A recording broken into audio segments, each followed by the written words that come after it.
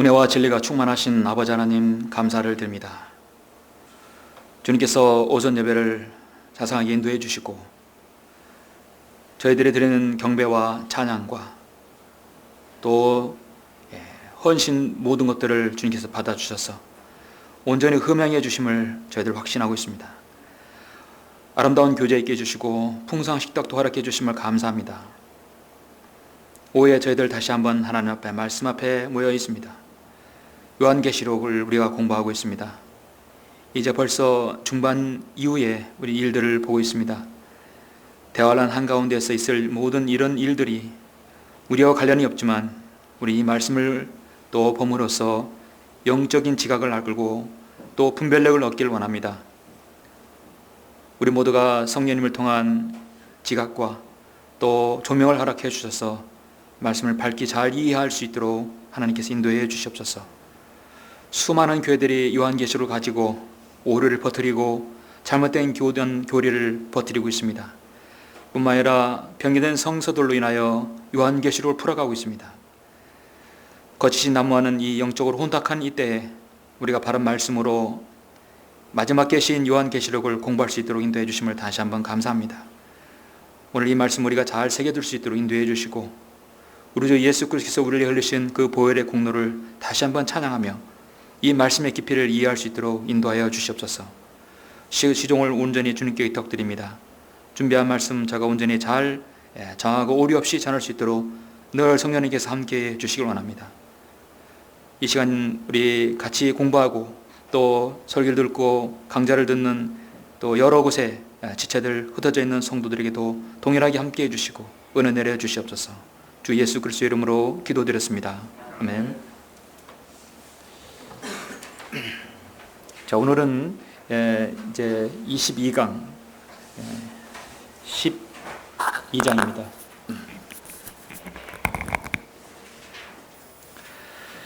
12장은 이제 1절부터 쭉 나가는데 1절, 2절하고 건너뛰어서 5절, 6절을 먼저 나갑니다. 그런 다음에 다음 주에 3, 4절을 나가야 될 것 같습니다. 1, 2절하고 3, 4절 하면 뭔가 좀 이게 이렇게 연속성이 없을 것 같았어요. 성령님께서는 성령님의 의도대로 이렇게 이제 하셨습니다. 그런데 제가 여러분이 이해가 쉽게 하기 위해서 1, 2절과 5, 6절을 따로 이렇게 묶어놨습니다. 그래서 여러분 이 부분을 이해하시고 이 여인과 사내아이, 그러니까 여인은 1절, 2절이고 사내아이는 5절, 6절입니다. 가끔 성령님께서는 또 일곱 호리병이라든지 일곱 또 나팔, 일곱 봉인은 항상 사이 3입절에 들어간 다음에 이제 끝에 들어가잖아요.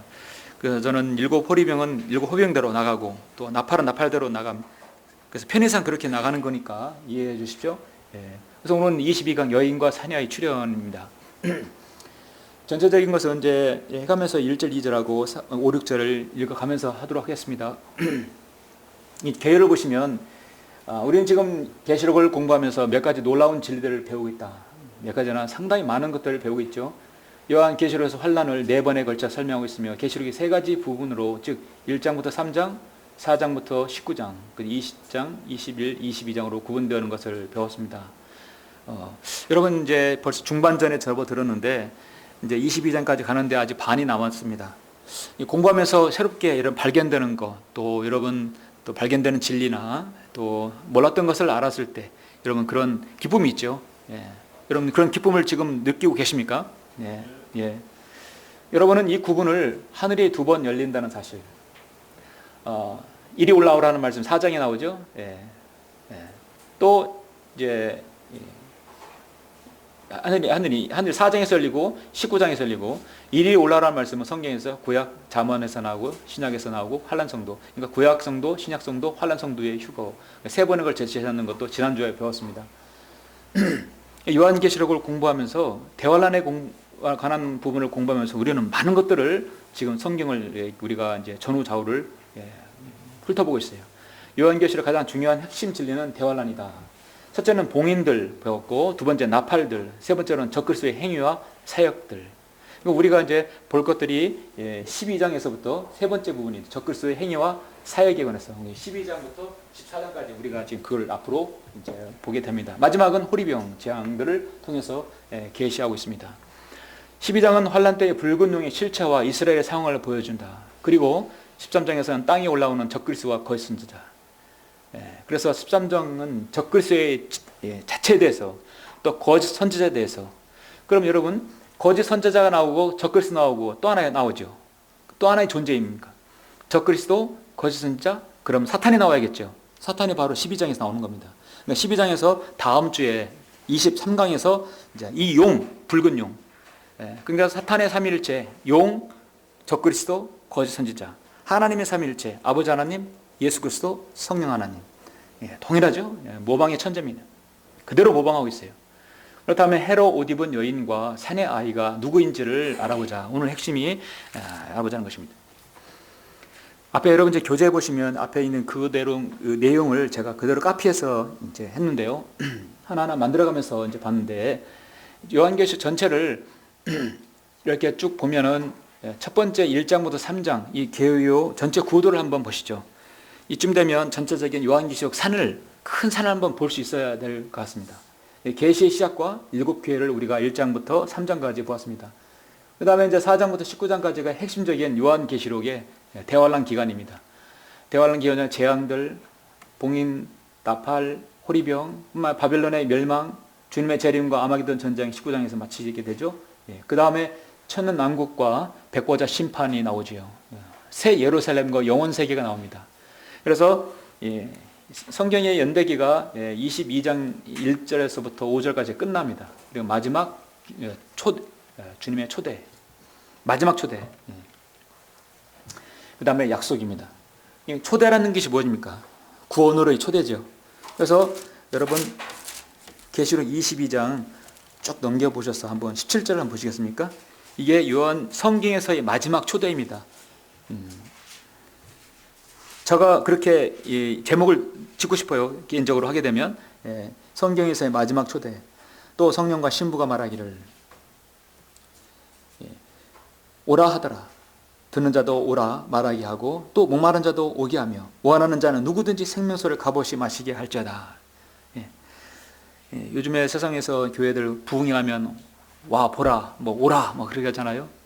가보면은 방언한다고 뭐 한다고 뭐 받아라 신유 은사 집회 가지면서 수많은 동봉도 걷게 하고 그렇게 해서 결국 구원도 받지 못하게 해서 사실 부흥회가 막 2박 3일 1박 2일 가면은 막 굉장히 교회를 아주 그냥 달궈 놓죠.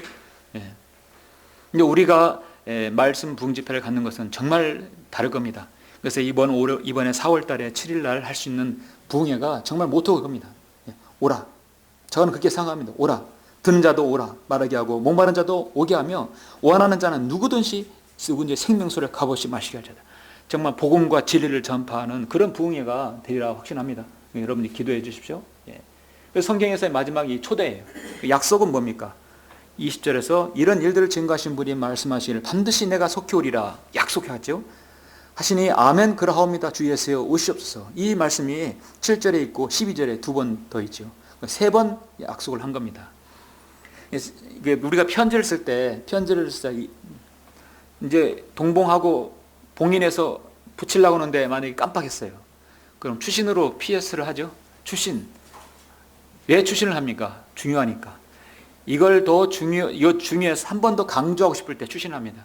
그래서 요한계시록 22장 6절부터 5절까지가 성경 연대기에 끝나고요. 6절부터 21절까지는 한마디로 계시록의 추신이에요. 마지막 그 약속과 추신입니다.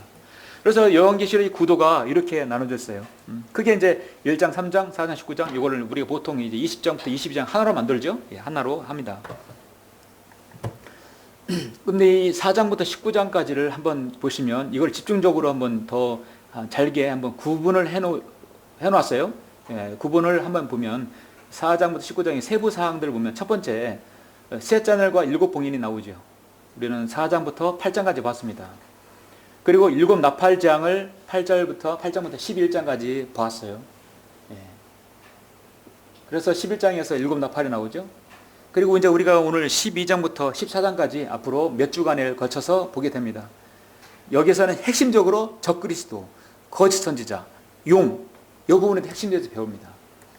그래서 우리가 이제 볼 것이 이 부분에 대해서 핵심적으로 배울 것입니다.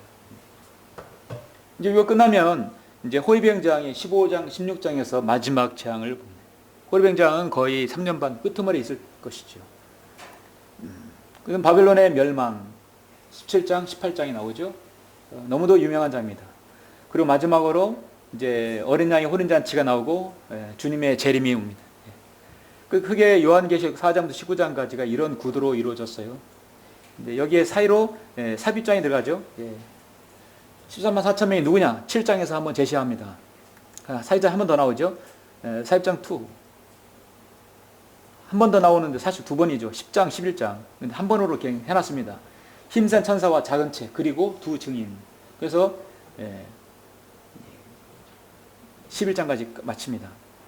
이제 오늘 우리는 이제 적그리스도의 활동들을 위해서 여기서 12, 13, 14 이 세 장을 몇 주간에 걸쳐서 이제 우리가 보게 됩니다. 이것이 전체적인 요한계시록의 구도입니다. 자, 첫 번째는 해로 옷 입은 여인. 이 여인이 누구인가? 여러분, 이 여인은 누구인가? 과거에 요한계시록을 공부하거나 또 이렇게 강의를 듣신 분들은 대다수 올바른 진리를 알지 못하고 여인이 누구인지를 알지 못합니다.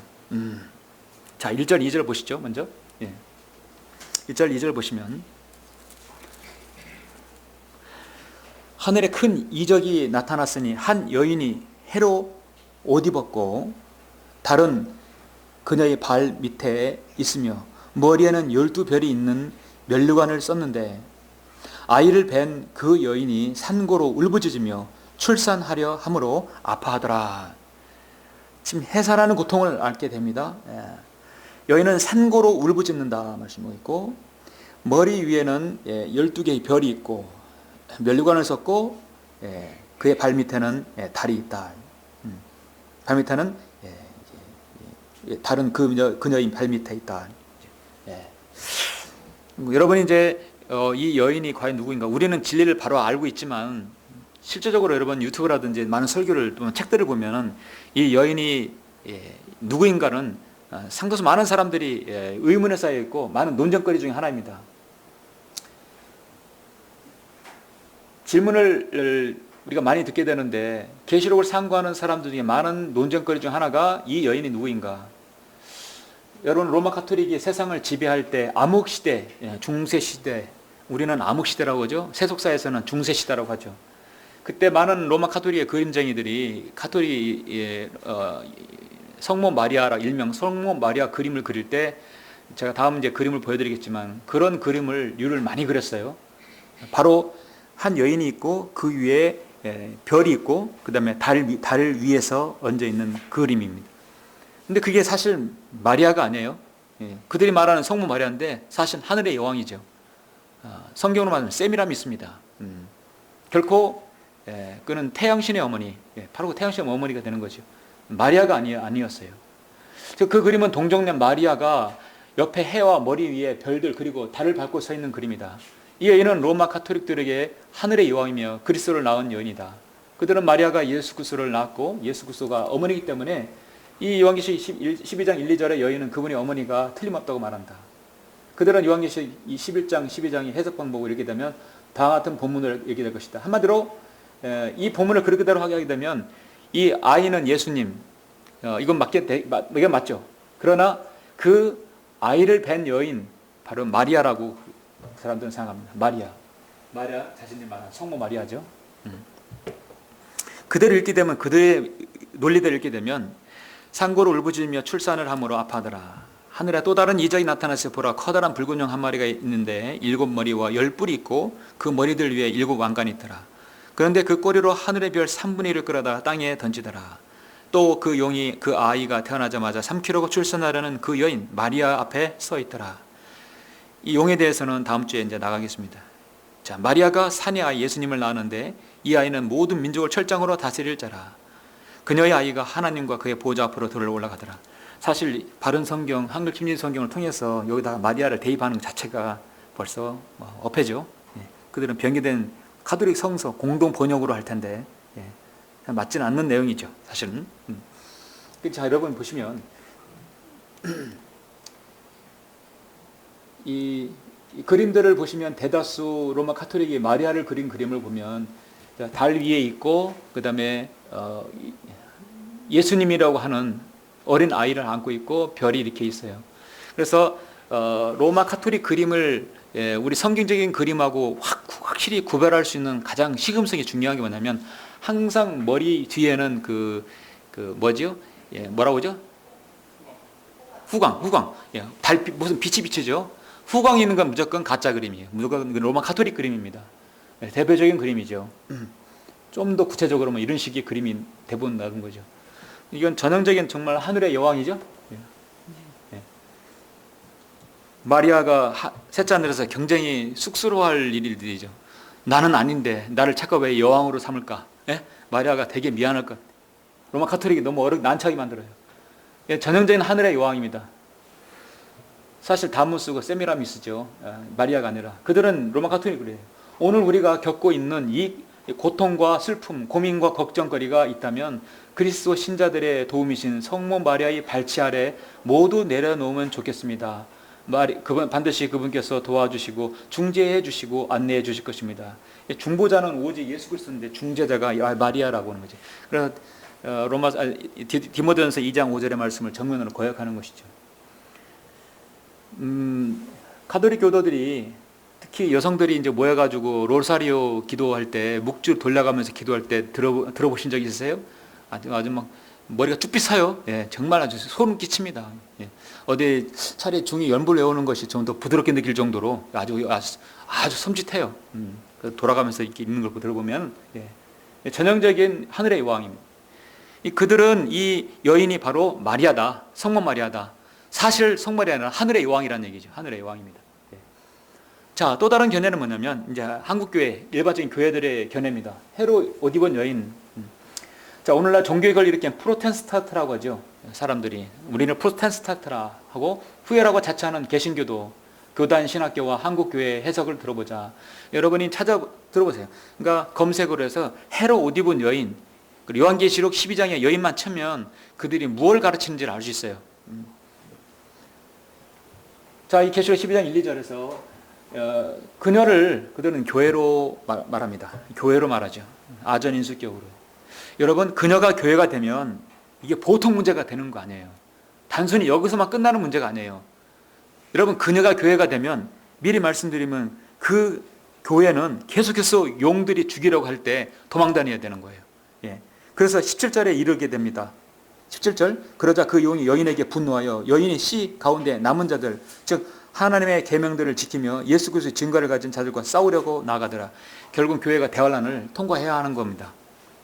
교회로 해버리면 계속해서 대환란을 통과해서 믿음과 행위로 계명을 지켜야 되고 믿음으로 계명을 지켜야 하는 일이 발생하게 되죠. 여기 기록되어 있죠? 정말 여인이 교회라면 교회가 율법으로 주어진 구약의 10계명을 지킨다는 것이 말이 되는가? 계시록 12장 17절을 보면 말씀드렸듯이 이 여인은 후손은 구약의 율법을 지킨다고 말씀한다. 교회 시대 그리스도의 몸인 교회는 모세의 율법 아래 있지 않고 은혜 아래 있습니다. 교회는 자유의 법 아래 있지 모세의 율법 아래 있지 않습니다. 교회는 10계명 대신 새로운 계명들을 받았습니다. 교회가 받은 것은 예수 그리스도의 계명들이죠. 하나님의 계명이 아니죠. 10계명이 아니죠. 12장 10절에서 이 여인의 후손 중 남은 자들은 하나님의 계명을 지키며 예수 그리스도의 증거를 가져야만이 구원받는다고 하는 것이죠. 그러니까 이 부분은 정면으로 그런데 이 여인이 교회로 간다는 것은 우리는 대환란에 들어갑니다. 대환란에 빠집니다. 그거하고 동일한 것입니다.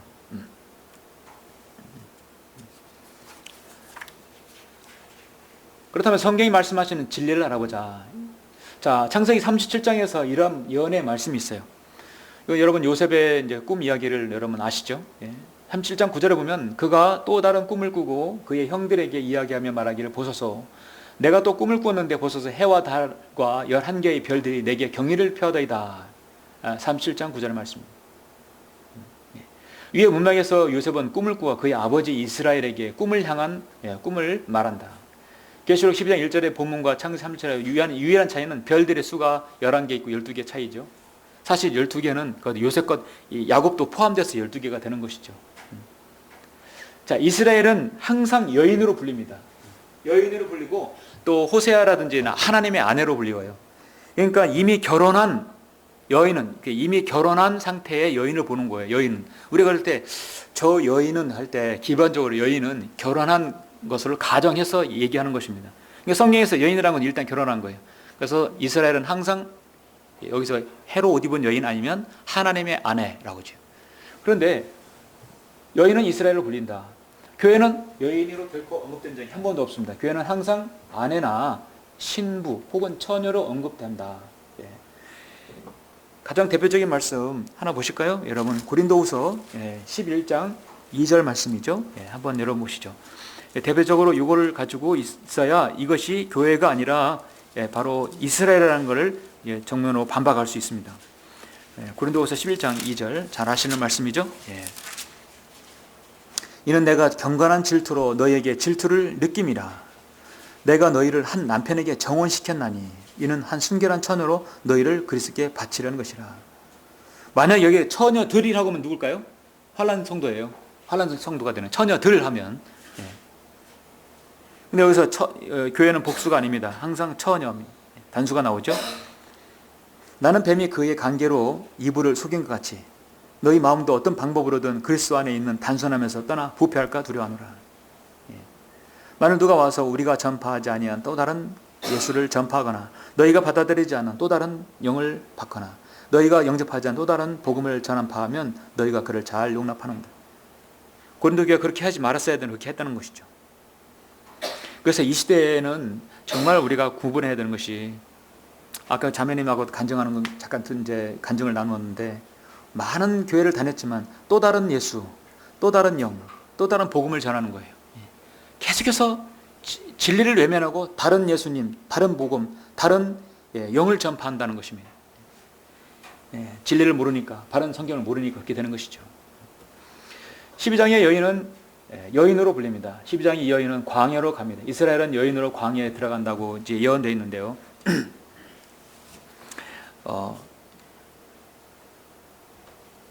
이것은 이제 로마 가톨릭 그림이 아니라 피터 러그 목사님의 성경에 들어있는 그 그림을 보여주고 있습니다. 이게 자세히 보면 후광이 머리에 있는 것이 아니라 이렇게 실제 그림 보면 이런 것이 이게 이렇게 쭉 별 표시가 되어 있어요. 마치 이스라엘을 뜻하는 그 별 표시가 되어 있습니다.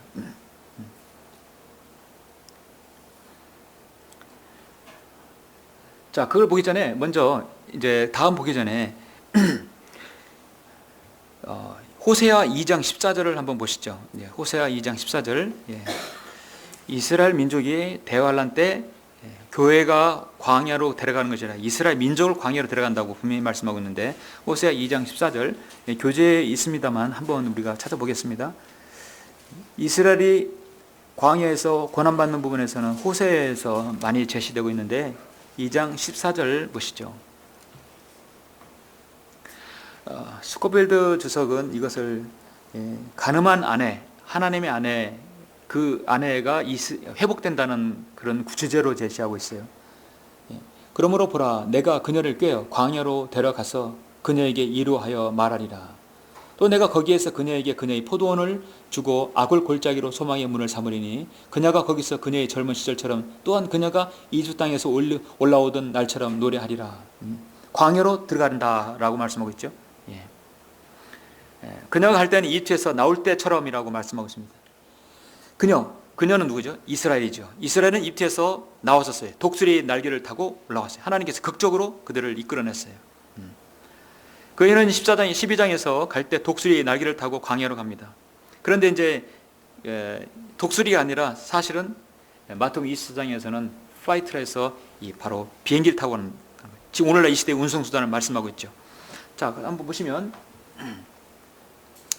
이스라엘이 광야로 도망할 때 안식일에 비행기로 가는 것이 분명하다. 이것은 마태복음 24장의 놀라운 구절을 해결하는데 마태복음 24장에서 예루살렘이라고 생각하는 사람들에게 알려지지 않았습니다. 자, 마태복음 24장을 한번 20절을 한번 우리가 여기 있는 부분을 한번 보시죠. 24장 20절 보시죠.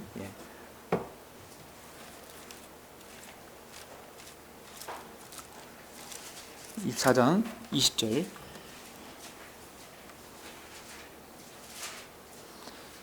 대환란에 관해서 제시한 부분인데 좀 문맥을 위해서 15절부터 보시면 그러므로 너희가 선지자 다니엘을 통하여 말씀하신 멸망에 가증한 것, 이 누구죠? 적그리스도겠죠? 멸망에 가증한 것이 거룩한 곳에 환란 성전, 12장의 1절에 나온 환란 성전에 선 것을 보리니 있는 자는 깨달으라. 그때 유대에 있는 자들은 산으로 도망하라. 지붕에 있는 사람은 집안에 있는 물건을 가지러 내려가지 말고 들에 있는 사람은 자기 옷을 가지러 돌아가지 말라. 우리가 이때 여기 이 땅에 남아서는 안 될 일입니다. 교회가 있어서는 안 돼요. 그 날들은 아이를 뵌 자들과 젖먹이는 자들에게 화 있으리라. 너희는 피난하는 일이 겨울에는 안식일에 일어나지 않도록 하라. 왜냐하면 겨울에는 특히 안식일은 비행기 뜨지 않기 때문입니다.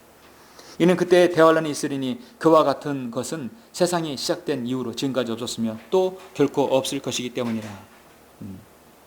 그래서 여기 피난한다 했을 때 여기 교재에 있듯이 피난한다는 부분을 플라이트라고 해서 여기서 비행기를 타는 비행기를 탔을 때의 그 표현을 썼습니다. 겨울에는 안식일에 일어나지 않도록 기도하라고 말씀하셨는데 선생님께서는 AD 30년경 미래의 운송수단을 벌써 이 비행기를 제시하고 있다는 것이죠. 참 놀라운 것이죠. 사실 이스라엘에서는 비행기가 안식일인 금요일 밤과 토요일에는 비행하지 않는다고 합니다. 20세기인 현대에도 이스라엘에서는 안식일에 상업용 비행기는 비행하지 못한다. 계시 12장에서 여러분이 이 환란 때 유대인의 남은 자들이 하나님의 계명을 듣고 지킨다고 이제 17절에서 말씀하고 있습니다. 하나님께서는 대환란 때 이스라엘이 출애굽기 15장부터 20장에서처럼 광야로 끌어낼 것입니다. 또 하나님께서는 출애굽기처럼 그들을 부양할 것이고 그들이 부양된 장소로 정하셔서 그들을 이집트 땅에서 불러내어 행한 것처럼 일들을 미래에 다시 하실 것이다. 여러분 지도 이렇게 이제 이스라엘 광야에서 모세를 통해서 시내산에서 십계명을 받은 다음에 가데스 바네아에서 그 40일 동안 광야를 방황했죠. 40일면 되는 거리를 모압과 암몬 족속을 위로 치고 올라가지 않고 거기서 30일 방황했습니다. 이제 이스라엘 백성들은 나중에 대환란 때 광야로 다시 또 불러낼 것이에요. 그래서 하나님께서 다시 훈련시켜서 그들이 회복시키시리라고 하실 것입니다. 목사님, 러커먼 목사는 그림을 그릴 때 이런 식으로 그렸어요. 이제 저 공중이는 또 이 비행하는 것은 뭐 같이 보입니까? 용처럼 보입니까? 용이 달려들 것처럼 보이죠? 저 용에 대해서는 다음 주에 3절, 4절에 대해서 집중적으로 우리가 볼 것이고요. 여기 이스라엘의 별 모양 보이죠? 이스라엘이 비행기를 타고 도망하는데 어디로 도망하냐? 사해 남쪽에 과거에 그 페트라, 셀라 페트라죠. 아주 암벽 도시, 바위 암벽 도시 그곳으로 도망을 할 것입니다. 이곳은 옛날 제 기억으로 나바티안 왕국이 건설했던 곳이라고 하죠. 그래서 이곳은 들어가는 곳은 아주 협소해도 딱 이 땅 밑구로 나오게 되면 이제 엄청난 이 바위 암벽 도시입니다. 성경은 이곳을 셀라라고 페트라라고 했습니다. 셀라. 그래서 그들은 이곳에서 부양받을 것이라고 성경은 예언하고 있습니다.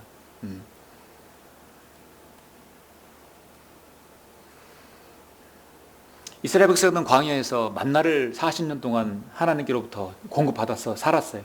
그런데 이때도 하나님의 방법으로 공급받아서 살 것인데 출애굽기에 있을 때 그때의 만나냐 그거는 동일하지 저는 정확히 말씀을 못 드립니다. 그런데 어쨌든 하나님의 방법으로 부양받을 것이라고 확신합니다. 그러면 한 번은 이 부양 먹고 이제 먹을 것을 주우러 갈 때 엄청난 많은 재앙들 또 많은 그 용의 공격들 많이 피해야 되겠죠. 그렇게 그들은 고난을 당할 것입니다. 자, 그렇게 해서 그들은 미카사 7장 14절 15절을 보듯이 이스라엘은 광야로 갈 것이고 과거와 마찬가지로 부양될 것입니다. 이제 이 일이 예레미야 50장이라든지 교재 보시면 에스겔 20장에도 또 이렇게 예언되어 있습니다. 성경 매우 정확하다. 이스라엘 이집트 땅에서 나왔을 때처럼 그렇게 부양될 것입니다. 그래서 이 여인은 교회도 아니고 마리아가 아니라 바로 이스라엘이다. 이스라엘은 대환란 때 적그리스도가 그들을 진멸하는 시도 속에서 셀라, 페트라의 새 남쪽의 암벽 도시에 숨어서 하나님께서 땅에 떨어뜨리는 그들의 빵, 멜의 양식을 공급받을 것이다. 이것이 바로 그들에 대한 미래입니다. 그 다음에 이제 산의 아이 등장. 5절, 6절을 보시죠. 자, 3절, 4절은 다음 주에 하도록 하겠습니다. 왜냐하면 이 3절, 4절에 용이 7절부터 계속 나오거든요. 이 용이 미카엘과 전쟁을 하는데 바로 용의 출현이 여기서 나오기 때문에 여기서 이야기가 좀 길어지기 때문에 제가 사실 이 용까지 준비를 했는데 그러면 한 1시간 반은 해야 할 것 같아가지고 제가 딱 여기서 5절, 6절까지만 잘랐습니다. 그래서 우리는 저 요한계시록을 보면 막 1시간 반, 2시간 이렇게 하지 않고 딱딱 시간 타임별로 잘랐기 때문에 그렇게 하는 것입니다. 자, 5절, 6절 보시죠. 그녀가 산에 아이를 낳았는데, 그녀 누구죠? 그녀 이스라엘이 산 아이를 낳았다. 이 산 아이는 과연 누구인가? 이 아이는 모든 민족을 철장으로 다스릴 자라. 그녀의 아이가 하나님과 그의 보좌 앞으로 들려 올라가더라. 그녀의 아이가 하나님과 그의 보좌 앞으로 들려 올라가더라. 그 여인은 광야로 도망하였는데, 좀 나오죠? 그곳에는 그녀를 1260일, 3년 반이죠. 1260일 많이 나오는 날수입니다. 부양하도록 하나님께서 그녀를 위하여 마리아에 놓으신 곳이 있더라. 그 모신 곳이 셀라 페트라 지역입니다. 자, 우리는 그러면 이 산의 아이가 누구인가는 한 구절만 딱 봄으로써 확실히 알 수 있죠. 우리 다 같이 교재는 없습니다만 여러분 시편 한번 보실까요? 시편 2편 한번 보시죠. 철장으로 다스릴 자라 딱 넣으면 바로 시편이 나와야 되겠죠. 시편 2편.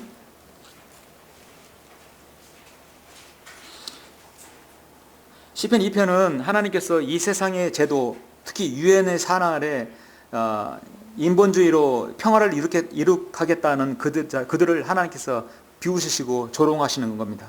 그리고 예수 그리스도를 이 땅에서 보내신다는 거죠. 바로 9절에서 나오죠. 2장 시편 2편 9절. 내가 그들을 철장으로 깨뜨릴 것이며 토기장이 질그릇같이 산산이 부수리라 하셨도다. 그러므로 오 너희 왕들아 이제 현명해져라. 너희 땅의 재판관들아 교훈을 받을 자라. 두려움으로 주를 섬기고 떨림으로 즐거워하라. 여러분 철장으로 다스릴 것이다. 깨뜨릴 것이다. 누굽니까? 바로 예수 그리스도를 말씀하는 거죠. 이거는 재론의 여지가 없습니다. 일반적으로 우리는 사내를 몇 가지 이유로 주 예수 그리스도를 말합니다. 많은 것이 있지만 모든 나를 철장으로 다스린다. 요한계시록 19장에서도 제시되고 있어요. 근데 시편 2편에서도 확실하죠. 우리는 주 예수 그리스도께서 그렇게 하실 것을 압니다. 그 여인은 이스라엘이며 그리스도가 이스라엘에서 나왔듯이 그 여인은 그를 나눈다고 말합니다. 여러분 예수님은 유대인이시죠. 이스라엘의 낳은 점이 무엇이냐? 우리의 구세주가 이스라엘에 나왔죠.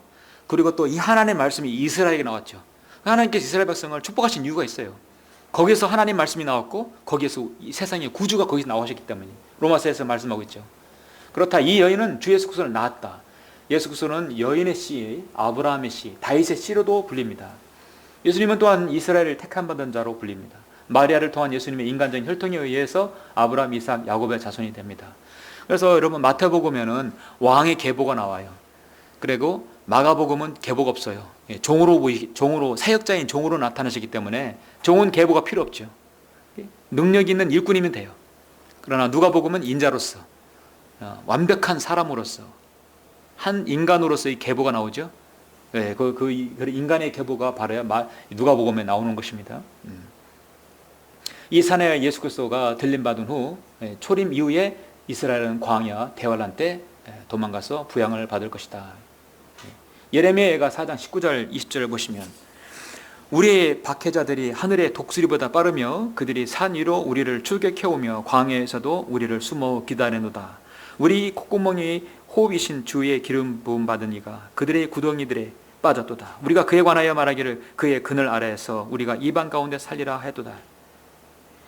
예레미야는 환란 때 주의 기름 부음 받은 이가 적그리스도의 그의 군대의 함정에 걸렸을 때 유대인들이 그를 신뢰할 것임을 예언했습니다. 예레미야가 4장 21절에도 보면 우스 대환란 때 그들이 피난하는 곳 페트라 여러분 욥기에서 욥이 살았던 곳이 우스죠. 우스는 바로 셀라 페트라, 아까 암벽도시 거기를 말하는 겁니다. 42장은 42개월 1260일 동일하죠. 땅에 가는 오 에돔에 따라 즐거워 기뻐하라. 자니 너에게도 통과하리니 내가 취하겠고 벌거벗으리라. 욥은 하나님께서 실제로 출현하심으로 구원받는데 이는 마치 대환란 때 유대인들이 일어날 일들을 예표로 보여줍니다. 욥의 고난을 보죠. 여러분 욥기는요 정말 하나님 앞에 의인이었어요. 그런데 사탄이 하나님 아들들이 하나님 앞에 와서 고소를 하지요. 하나님께서 축복해 주시니까 그렇게 하나님을 잘 섬기는 게 아닙니까? 욥을 한번 쳐보십시오. 욥을 고난 중에 내버려 두십시오. 그러면 하나님을 비방하고 하나님을 저주할 겁니다. 그렇게 했더니 욥이 어떻게 했습니까? 하나님을 저주하고 비방했어요? 그렇지 않았어요. 주신 분도 주시고 가져가신 분도 주시다고 계속 하나님을 신뢰했다는 것이죠. 근데 문제는 그 다음부터예요. 사람들은 욥기를 볼 때 거기까지만 봐. 아, 그래서 욥은 하나님을 끝까지 신뢰했구나. 그래서 축복받았구나. 사실 그게 아니거든요. 여기까지 읽으면 욥기 반만 아는 거예요. 근데 욥은 철저하게 자신의 의의가 있었다는 얘기야. 나는 내 의의가 하나님의 의의보다 더 높다고 자신이 자랑했었어요. 왜냐하면 나는 고난이 와도 하나님을 저주하고 욕하지 않았다. 그러면 내 의의가 얼마나 높은가? 바로 그 자신이 그 의로웠던 것이에요. 나의 자신의 의의를 스스로 높여 치게 세운 거예요. 하나님께서는 그거를 아주 좋지 않게 보신 것이었죠. 그래서 욥기 38장 39장에서 그럼 네가 그렇게 의의가 높으면, 나보다 높으면 내가 질문하는 거 지금부터 대답해 봐라. 하나님께서 38가지 이상의 소나기 질문을 퍼볼 때 욥은 하나도 답변을 못했죠. 욥은 거기서 꼬꾸라진 겁니다. 39장에서. 그러고 나서 완전히 거기서 돌이킨 거예요. 하나님께 회개하고 자백하고 나는 하나의 벌레이며 하나님 앞에 아무것도 아닌 존재입니다. 오직 하나님만의 완벽한 의시라고 그때 고백하죠. 그때서야 비로소 42장에서 모든 것을 2배로 회복해 주시죠. 그리고 바로 욥은 이스라엘과 비견되고 있는 것이죠. 이스라엘은 자신이 하나님 앞에 선택된 백성이라고 아주 의가 높았고 목이 곧은 백성이었어요. 그러나 그것을 하나님께 철저하게 광야를 통해서 이 광야 학교를 통해서 깨닫게 해주신 것이죠. 그래서 욥기를 보면 이스라엘의 고난을 볼 수 있습니다. 이스라엘은 이 땅에서 나왔던 것처럼 다시 광야로 돌아갈 것이다. 이스라엘이 이 땅에서 나왔을 때 독수리 날개를 타고 광야로 갔듯이 그들은 이제 다시 또 광야에서 이제 박해를 받을 것입니다. 이제 박해받는 부분은 12장 이제 용을 통해서 이 땅에 용이 이 땅에 내려와서 둘째 안에서 내려와 가지고 싸우는 것을 이제 우리가 볼 수 있습니다. 그건 이제 다음 강의 때 계속 보도록 합니다. 자, 또 마무리 더 하시면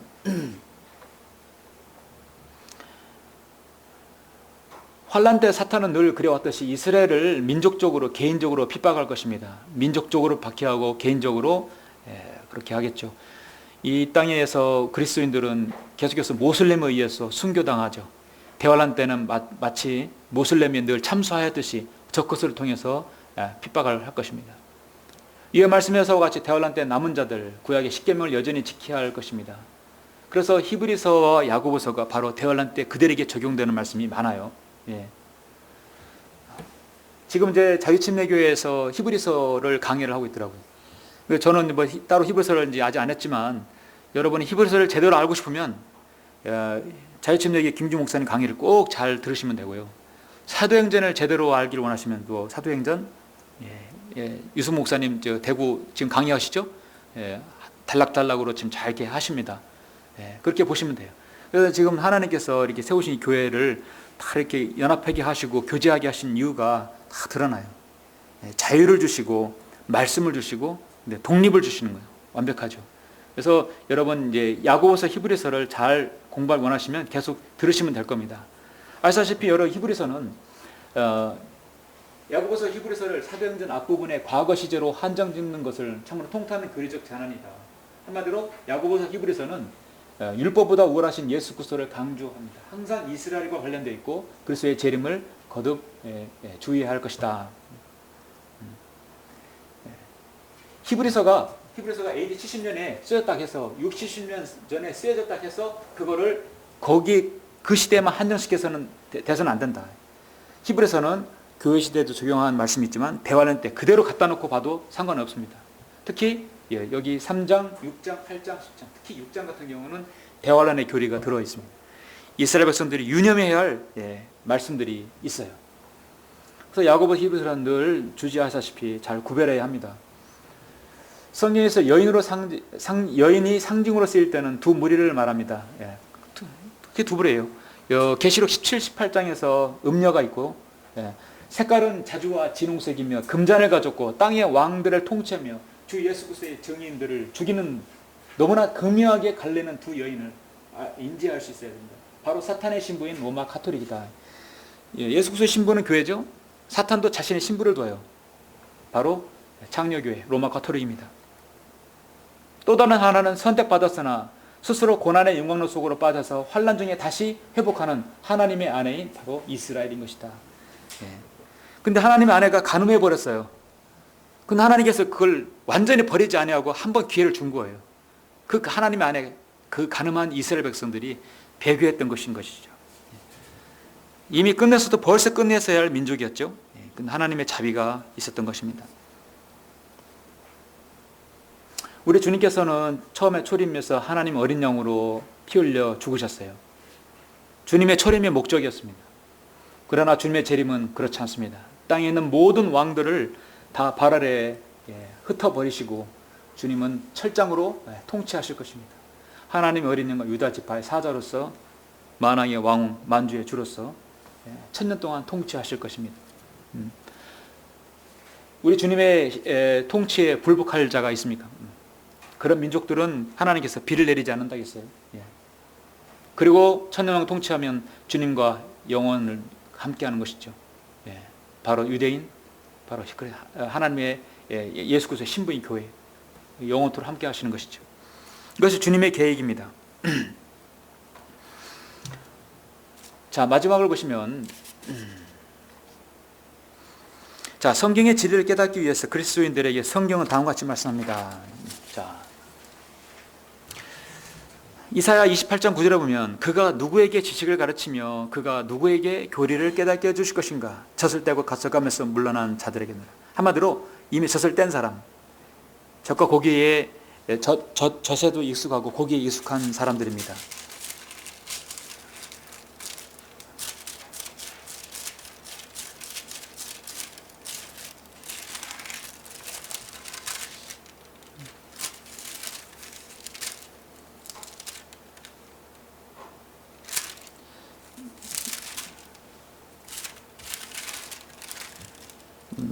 여러분 히브리서 5장 12절 한번 보시겠습니까? 5장 12절. 하나님의 말씀의 지식, 그 다음에 이 진리의 지식들을 누가 습득하고 누가 그걸 잘 빨아들여서 자기 것으로 삼느냐. 우리는 영적으로 늘 계속 성장하고 성숙해야 되는 거죠. 초등학교 아이들에게 미방정식 미분 적분을 풀라고 하면 풀지 못하죠. 아마 구구단도 뛰지 못했는데. 그래서 계속해서 그 단계별로 우리가 배워야 돼.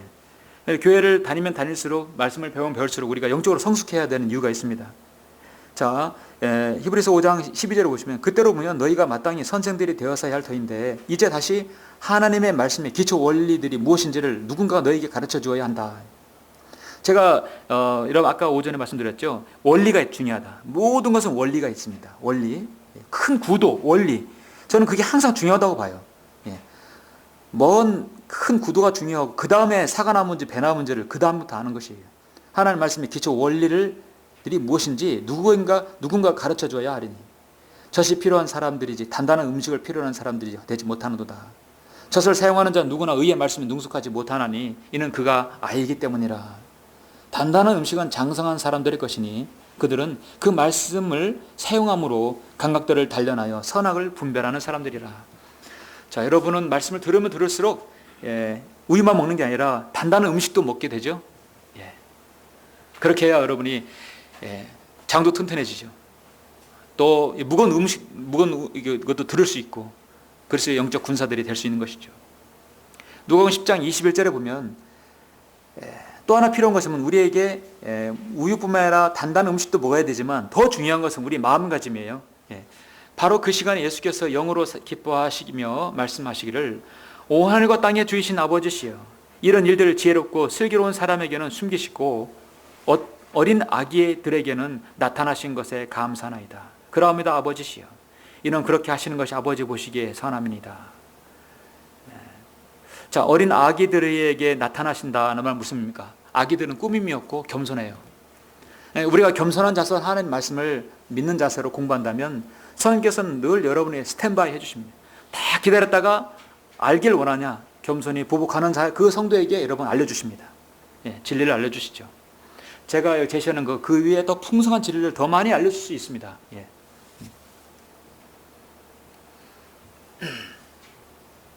이 12장 6절에서 여인이 11장 3절에서 본 그대로 1260일 동안 이제 부양됩니다. 이스라엘이 부양되죠. 또한 계시록 12장 14절에서 이 여인은 한 때와 두 때와 반 때. 여러분 미리 보시면 12장 14절 보세요. 한 때와 두 때와 반 때가 나오죠. 한 때, 두 때, 반 때. 1년, 2년, 그 다음에 3년이죠. 반 때, 3년 반. 1260일, 42개월, 3년 반. 그러니까 성경은 여러 곳에서 3년 반이라는 그 숫자를 계속해서 알려주시고 있어요. 7년 대환란이라는 것이 정확한 근거가 되는 거죠. 그래서 이 부분은 환란 후반부에 일어나는 것을 묘사합니다. 환란 끝이 11장 15절에 나타나고 두 증인이 끝나기 전에 3년 반이 예언됩니다. 모세와 엘리야가 이스라엘을 위한 예언적 사역을 환란 중간에 3년 반 지점에서 시작하는 것의 이유가 여기 있다. 그래서 11장에서도 1260일, 그 다음에 2절에서는 42달 동안 어떤 때는 달을 통해서 또 며칠, 그리고 한 때와 두 때와 반 때라고 말씀하셨죠. 그래서 요한계시록의 환란의 한 중간 3년 반 이후에는 엄청난 혹독한 적그리스도의 통치와 박해가 있다는 것이죠. 그 박해를 피해서 이 여인이 이제 부양을 받고 또 피난하는 것입니다. 그래서 이제 그 박해가 어떻게 시작되는가? 이제 여기 3절 4절의 한 존재, 이 붉은 용, 이 붉은 용이 이제 하늘에서 전쟁이 일어납니다. 미카엘과의 전쟁이 일어납니다. 이 부분에 대해서는 다음 주에 계속 하도록 하겠습니다.